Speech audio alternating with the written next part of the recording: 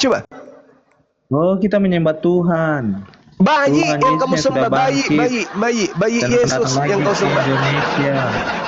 Bayi Yesus yang kau sembah.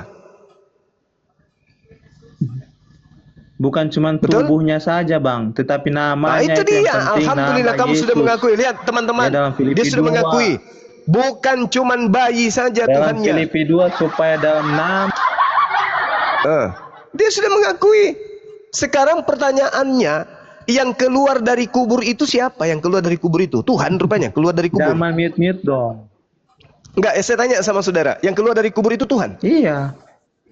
Itu Di mana prosesnya dalilnya harus Tuhan begitu, keluar dari harus kubur? mati dan bangkit. Itu proses. Di Supaya kita mana? semua diselamatkan. Di mana tertulis? Di mana Ada tertulis korban, pengakuan tetapi Yesus Yesus kami seperti lebih itu? berkorban untuk kita semua. Korban untuk Anda kita semua. korban dari tipu daya orang-orang di bumi, tapi Yesus kami berkorban untuk dosa-dosa kita Oke, baik. semua, Bang. Oke. Dengarkan saya saudara Kristen, dengarkan. Di Bedanya itu dalam loh. kitab saudara Ibrani 10 nomor 10, pertanyaan saya, Yesus dipersembahkan kepada siapa? Coba Anda jawab. Dan karena kehendaknya inilah kita dikuduskan satu kali untuk selama-lamanya oleh persembahan tubuh Yesus Kristus. Saya tanya, persembahan tubuh Yesus. Tubuh Yesus ini dipersembahkan kepada siapa? Jawab.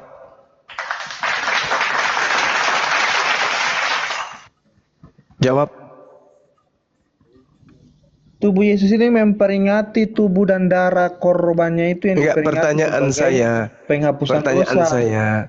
Pertanyaan saya, tubuh Yesus itu kalian imani dipersembahkan kepada siapa? Jawab.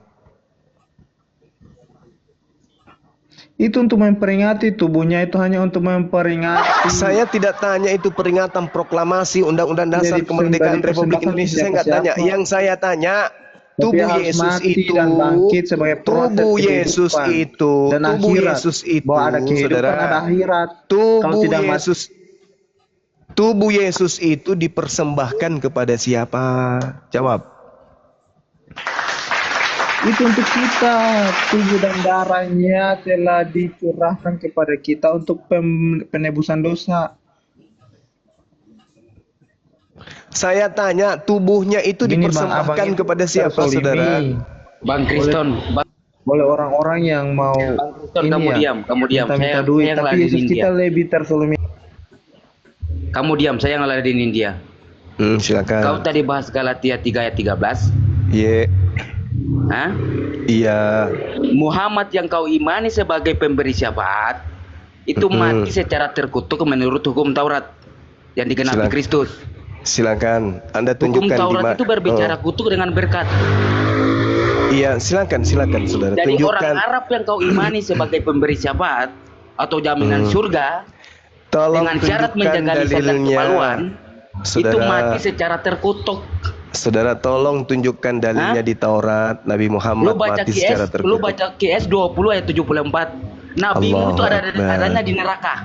Allahu Akbar, Masya Allah. Tolong tunjukkan dalilnya di Taurat Nabi Muhammad itu terkutuk. Allah SBT-mu berfirman dalam surat 20 ayat 74, barang siapa yang datang kepada Tuhan dalam keadaan berdosa, maka neraka jahanam itulah tempatnya.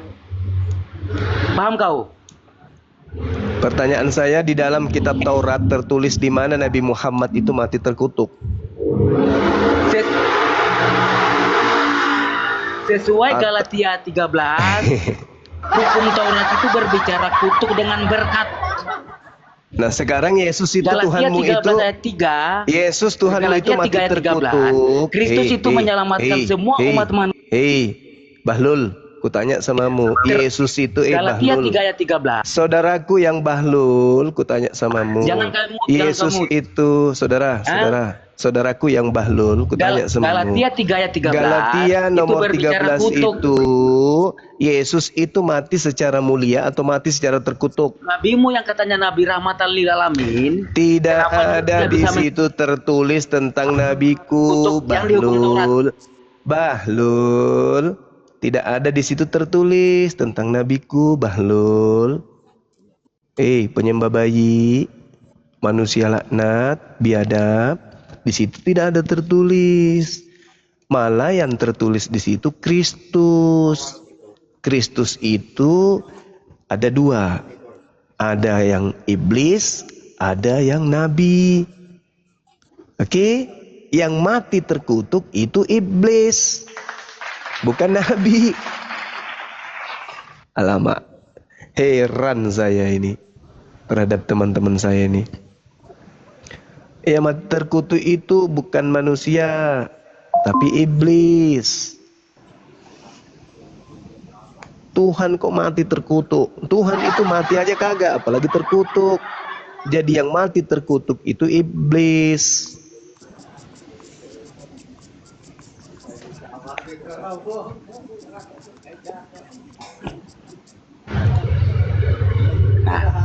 Itu orang Arab yang dari suku Quraisy, penyembah pagan yang kau imani sebagai rahmatan lil alamin, itu mati secara terkutuk menurut hukum Taurat. Dalilnya mana? Oh, kamu tahu Dalil. hukum Taurat itu hukumnya siapa? Dalilnya mana? Hah? Jadi Dalilnya. Galatia ayat 13 itu itu Kristus menyelamatkan semua umat manusia itu dari kutuk hukum Taurat, termasuk nabimu.